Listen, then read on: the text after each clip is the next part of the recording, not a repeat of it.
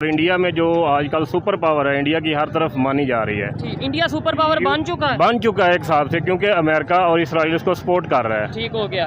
तो जाहिर है फिर उसने भी अपने वो लालच के लिए जो वो कह रहा है कि तुर्की को भी यूरो में शामिल किया जाए, ठीक हो गया, उसने अपने इस बिहाफ पे ये बयान दे दिया होगा। पाकिस्तान जो है वो अपने वो खाने पीने में लगे हुए हैं, हुक्मरान हमारे अपनी जायदादें बाहर लेके जा रहे हैं, वहाँ जाके जायदादें बना रहे हैं। क्या वो दूसरे इंडिया में किसी जर्नैल की जायदाद बाहर है? क्या किसी सियासतदान की जायदाद किसी दूसरे मुल्क में है? क्या वहाँ के सियासतदान जाके जब इख्तिदार नहीं होता तो वो क्या लंदन या अमेरिका में जाके क्याम कर? यानी तैयब उर्दगान अगर इंडिया को सपोर्ट कर रहे हैं तो उन्होंने मतलब ये अल्लाह के दीन को छोड़ दिया है? छोड़ नहीं दिया, लेकिन वो गलत कर रहे हैं ना। अच्छा, हाँ, मुसलमानों को हमारी हिमायत करनी चाहिए ना उनको। नहीं, लेकिन उन्होंने इसमें हमारी तो कोई मुखालफत नहीं ना की। ये मुखालफत है ना, जो दुश्मन के पास जाएगा, गैर मज़हब के पास जाएगा, यहूदियों के पास जाएगा, हिंदुओं के पास जाएगा, क्या ये वो हमारी मुखालफत नहीं है? तो ऐसे तो फिर हम भी चाइना के पास जाते हैं तो फिर हम भी वो भी तो गैर मजहब है। हेलो गाइज, मेरा नाम अनुज धीमान और आप देख रहे हैं नेशन ब्रो। हाल ही में G20 की मीटिंग में तैयब एर्दोगान आए थे भारत। उन्होंने एक स्टेटमेंट दी कि यूएन सिक्योरिटी काउंसिल का अगर भारत मेंबर बनता है तो ये हमारे लिए फ़ख्र की बात होगी। इसी टॉपिक को लेकर रियल एंटरटेनमेंट के होस्ट गए पाकिस्तान की जनता के पास में। आइए देखते हैं उनका क्या कहना है, फिर हम बात करते हैं इस टॉपिक के ऊपर। हमें तो सबको इत्तेहाद करना चाहिए और तमाम जो है मुसलमान कंट्री जितने भी हैं सबको आपस के अंदर जो है मिल बैठना चाहिए। और जो भी यानी जिस भी मुसलमान ममालिक के साथ ज़्यादती होती है, बजाय खड़ा होने के हम जो है बातल को और कुफ्र को सपोर्ट कर रहे हैं, ये तो हमारे लिए बहुत ज़्यादा जो है नुकसान वाली बात है। और ये कुफ्र को सपोर्ट करने वाला इसमें मतलब जो एलिमेंट है वो मुझे समझ नहीं आया। देखें, अगर वो दूसरे जो उनसे 5 मेंबर हैं, परमानेंट मेंबर हैं यूनाइटेड नेशन के, अक़वाम मुत्तहिदा के, वो भी तो नॉन मुस्लिम है, तो वो अगर ये इंडिया वाले बन जाएंगे तो इसमें कुफर वाला कौन सा बात? लेकिन ये है कि ये इंडिया जो है ये ख़ास तौर पे हमारा दुश्मन है। ठीक है, और दूसरे भी हैं लेकिन वो ज़रा कम दर्जे के हैं और इसके साथ तो बहुत ज़्यादा मुखालफत है हमारी। तो तुर्की की बात करें, वो तो कश्मीर के मामले में हमें बताया जाता है कि हमारे साथ खड़ा है, हमारे साथ खड़ा है, तो वो जो सा इंडिया को सपोर्ट कर रहे हैं। देखें, तुर्की का जो सदर है तैयब एर्दोगान साहब, वो तो हमारे बल्कि इस तरह कह लें कि ईमान के अंदर भी देखा जाए तो कहते हैं कि वो जब उनकी बात होती है या कोई ऐसा मसला होता है तो ईमान को तकवीयत मिलती है, ताकत मिलती है। अगर उनसे ये तवक्को होगी तो फिर तो बहुत ज़्यादा जो है मामला ईमान की और ज़्यादा कमज़ोरी हो सकती है। ये तो उसको तो इस तरह बिल्कुल नहीं करना चाहिए। हम तैयब एर्दोगान को अपना हीरो मानते हैं ना, बिल्कुल बच्चा मानता है, मतलब अपना रोल मॉडल। अगर वो लोग सपोर्ट कर रहे हैं इंडिया को तो फिर इसका मतलब है हमें भी तैयब एर्दोगान को फॉलो करके इंडिया को सपोर्ट कर दें यूनाइटेड नेशन की।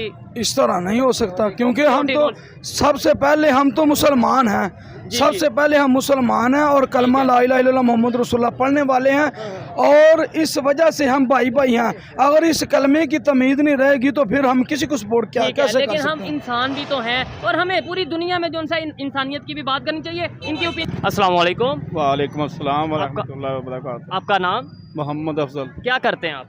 हम ये किराना स्टोर है हमारा। ठीक है, जिस टॉपिक पे वीडियो रिकॉर्ड कर रहे हैं वो ये है कि भी तुर्की के जो प्रेसिडेंट हैं तैयब एर्दोगान इंडिया के विजिट पे थे G20 के हवाले से। वहाँ पे उन्होंने एक बहुत बड़ी स्टेटमेंट दी है। उन्होंने ये बोला है कि अगर इंडिया जो है वो यूनाइटेड नेशंस की सिक्योरिटी काउंसिल का परमानेंट मेंबर बनता है तो उन्हें फ़ख्र होगा। क्या कहना चाहेंगे उनकी ये स्टेटमेंट के हवाले से? वो जो भी कर रहे हैं वो गलत कर रहे हैं, क्योंकि हम मुसलमान हैं, वो भी मुसलमान हैं, उनको हमारा साथ देना चाहिए।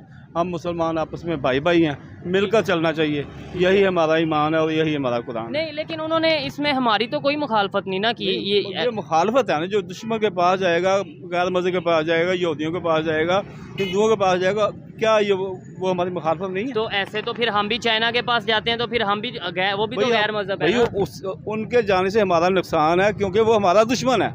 इंडिया हमारा दुश्मन है, मुसलमानों का दुश्मन है। इसलिए जो मुसलमान वहाँ कश्मीर में हैं, जो हिंदुस्तान में रहते हैं, उनको आपको नज़र नहीं आता कितनी तकलीफ हो रही है, कितनी अजीतें वो लोग दे रहे हैं। ठीक है, अच्छा, आपने बोला जो मुसलमान कश्मीर में, आपको पता है कश्मीर में जो डेवलपमेंट हो रही है, तरक्की के काम हो रहे हैं, और दूसरी तरफ अगर पाकिस्तान की बात करें, आपको नहीं लगता कि जिस तरीके से दूसरे कंट्रीज़ के साथ हमारे रिलेशन ख़राब हो रहे हैं, अब इस्लामिक कंट्रीज़ भी दूर जाते जा रहे हैं, हमारे में यूनिटी इत्तेफाक नहीं नज़र आ रहा? तो जब हमने कुरान छोड़ दिया है, हमने अल्लाह के नबी का फरमान छोड़ दिया, तो वो इसलिए दूर जा रहे हैं ना। अगर हमको अल्लाह की कुरान को मजबूती से थामे रखें हाँ। और अल्लाह के नबी के फरमान को मजबूती से थामे रखें, तो हम क्यों दूर जाएं? तो हम आपस में मिलजुल यानी कर चलें। तैयब उर्दगान अगर इंडिया को सपोर्ट कर रहे हैं तो उन्होंने मतलब ये अल्लाह के दीन को छोड़ दिया है। छोड़ नहीं दिया, लेकिन वो गलत कर रहे हैं ना। अच्छा हाँ, मुसलमानों को हमारी हिमायत करनी चाहिए ना उनको। ठीक है, लेकिन हम इस काबिल हों कि हम भी G20 अपना यूनाइटेड नेशन की सिक्योरिटी काउंसिल के मेंबर बनने के लायक हों परमानेंट, तो हम फिर हमें भी वो सपोर्ट कर दे।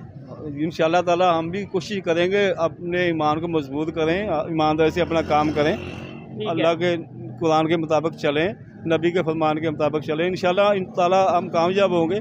मुसलमानों तो हमेशा मुसलमानों की फतह होगी ना।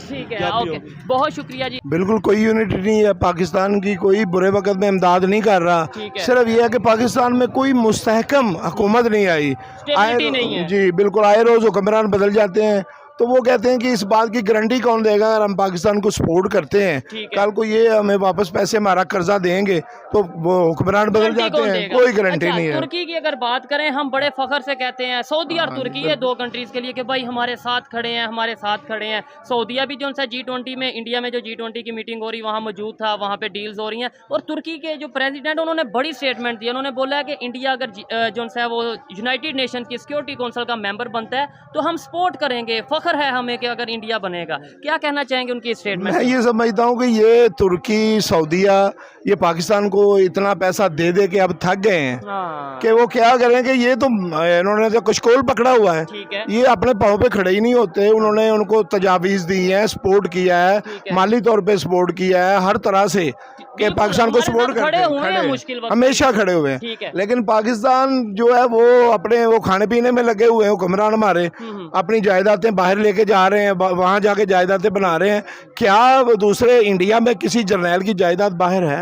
ये क्या बड़ा- किसी सियासतदान की जायदाद किसी दूसरे मुल्क में है? ऐसे। क्या वहाँ के सियासतदान जाके जब इख्तिदार नहीं होता हाँ। तो वो क्या लंदन या अमेरिका में जाके क्याम करते ये हैं? बड़ा बड़ा गहरी बात कर रहे हैं। और ये देखें, इनकी इस बात से मैं एग्री करता हूँ कि बहुत ज्यादा सपोर्ट किया गया सऊदीया की तरफ से पाकिस्तान को, बहुत ज्यादा सपोर्ट किया गया तुर्की की तरफ से पाकिस्तान को, लेकिन शायद अब लोग तंग आ चुके हैं। अभी देखें, जब तुर्की में ये जलजिला आया, हमने अपने भाइयों की इमदाद के लिए यहाँ अंजमन ताजरान की तरफ से फौरी तौर पर 2 लाख रुपए इकट्ठा करके हमने वो फंड में गवर्नमेंट के दिया ताकि हमारे भाई मुश्किल में है, वो भी हमें देते थे। लेकिन आपको पता है कि उधर क्या भेजा गया? उधर वही चीजें भेजी गई जो उन्होंने हमें दी थी, वो वापस कर दी गई। वो हमारा पोल खुल गया ठीक कि है। ये तो अपने लिए रखते हैं सारा कुछ, ये आगे तो देते ही नहीं किसी गरीब को। और इंडिया ने उधर भी जब वहाँ पे जो अर्थक्वेक आया था वहाँ पे कितनी हेल्प की थी, टीम भेजी थी, प्रॉपर अपनी टीम्स भेजी थी। क्या कहेंगे जिस तरीके से तमाम कंट्रीज, खास तौर पे हम इस्लामिक कंट्रीज की बात करें, इंडिया के साथ रिलेशन बेहतर कर रहे हैं, हम लोग थोड़ा हट के नहीं रह जाएंगे, कट के नहीं रह जाएंगे? ये असल में ये है कि इंडियन जो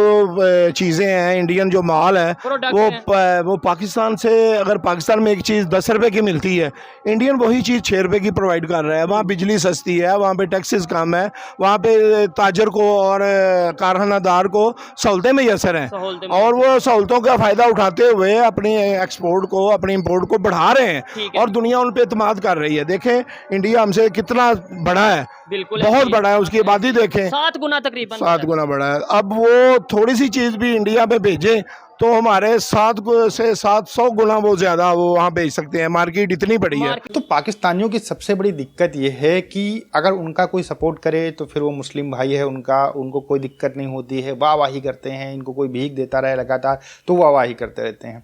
लेकिन जब सऊदी भारत का सपोर्ट करता है तो पाकिस्तान के लोग कहने लगते हैं कि सऊदी के लोग असल मुसलमान नहीं हैं, वो काफिर हो चुके हैं, इसी वजह से भारत का साथ दे रहे हैं।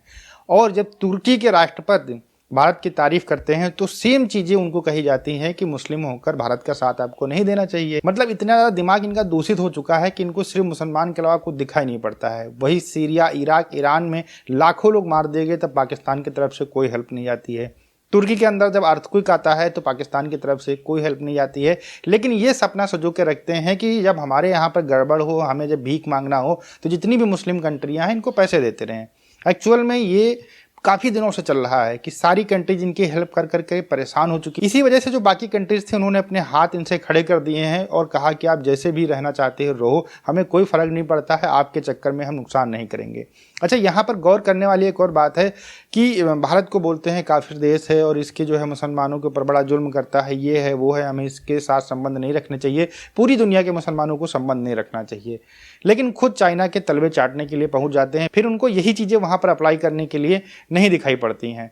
ओवरऑल पूरी दुनिया के जितने भी इस्लामिक कंट्री हैं सबसे भारत की बहुत अच्छी बनती है, संबंध अच्छे हैं, व्यापार अच्छा होता है। लेकिन ऐसा एक पाकिस्तान देश है जिससे भारत के संबंध अच्छे नहीं हैं, वो है उनकी जो अंदर से एकदम नफरत जो भारत से अलग होने के बाद उनके दिमाग के अंदर भरी गई है, वही उनको दिखाई पड़ती है। ये धर्म की बातें करते हैं, इस्लाम की बातें करते हैं सिर्फ भारत का नाम आने के ऊपर, लेकिन जब चाइना का नाम आता है तो इनकी ये सारी चीज़ें निकल जाती हैं। हमने कई बार आपको बताया है वीडियो के अंदर कि पाकिस्तान के लोग दोगले बहुत होते हैं, ये अपनी बातें बहुत ज़्यादा पलटते हैं।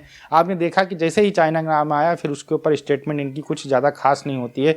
वो कहते हैं कि हमारा दुश्मन है भारत, इसलिए अगर उनके पास जाता है तो गलत है। तो भैया वो तुम्हारा दुश्मन है ना, पूरी दुनिया का तो दुश्मन तो है नहीं। वैसे तुमने जितने भी अगल बगल के जो कंट्री हैं चाइना को छोड़कर सबके साथ में अपनी दुश्मनी बना कर रखी है, चाहे भारत हो, ईरान हो, इराक हो, बांग्लादेश हो, इसके अलावा जो भी मुस्लिम कंट्रीज हैं सबके साथ आपने अपने संबंध बिगाड़ कर रखे हैं। किसी के साथ में आपके संबंध अच्छे नहीं हैं। अब आप कह रहे होंगे कि तुर्की के जो राष्ट्रपति हैं तैयब एर्दोगान हमेशा कश्मीर को लेकर उल्टी सीधी बातें करते रहते हैं, यूएन के अंदर हमेशा पाकिस्तान को सपोर्ट करते रहते हैं, तो फिर वो क्यों भारत को सपोर्ट कर रहे हैं? देखिए, तुर्की को भी समझ में आ चुका है कि अगर हम पाकिस्तान के साथ में रहेंगे तो उस दलदल में जहां पर पाकिस्तान जा रहा है वहां पर वो भी जाएंगे। इसी वजह से वो भारत की तरफ अपना रुख नरम कर रहे हैं और तुर्की जो इकोनॉमी है वो टूटती जा रही है, उनकी करेंसी जो लूना है वो भी धीरे धीरे करके गिरती जा रही है। इन सारी चीज़ों को रिस्टोर करने के लिए 4-5 ऐसे देश हैं जिनसे संबंध बनाना उनको मजबूरी है, जैसे भारत हो गया, चीन हो गया, रसिया हो गया, इसके अलावा अमेरिका हो गया। ये ऐसे देश हैं जिनसे संबंध बनाने के बाद में आपको बहुत सारी चीज़ों की ज़रूरत होती है, वो आपको मिल जाती है, अनाज आपको मिल जाता है। और तुर्की के अंदर जो फूड क्राइसिस हैं ये भी बहुत ज़्यादा रहते हैं, वहाँ पर अनाज इतना ज़्यादा पैदा नहीं होता है, ये दूसरों देशों के ऊपर डिपेंड रहते हैं। इस वजह से तुर्की कहीं ना कहीं भारत की तरफ झुक रहा है। भारत ने हाल ही में चावल पे बैन लगा दिया है, एक्सपोर्ट जो होता था मोटा वाला चावल, गेहूं के ऊपर बैन लगा दिया है। अब भारत जो है जिन देशों से अच्छे संबंध हैं उनको एक्सपोर्ट करेगा, जिनसे खराब संबंध है उनको नहीं करेगा। तो ये भी एक कारण हो सकता है कि तुर्की भारत की तरफ झुक रहा है। आपका क्या कहना है हमें कमेंट सेक्शन में जरूर बताइएगा। मिलते हैं नए वीडियो के साथ। नमस्कार, धन्यवाद, जय हिंद, जय भारत।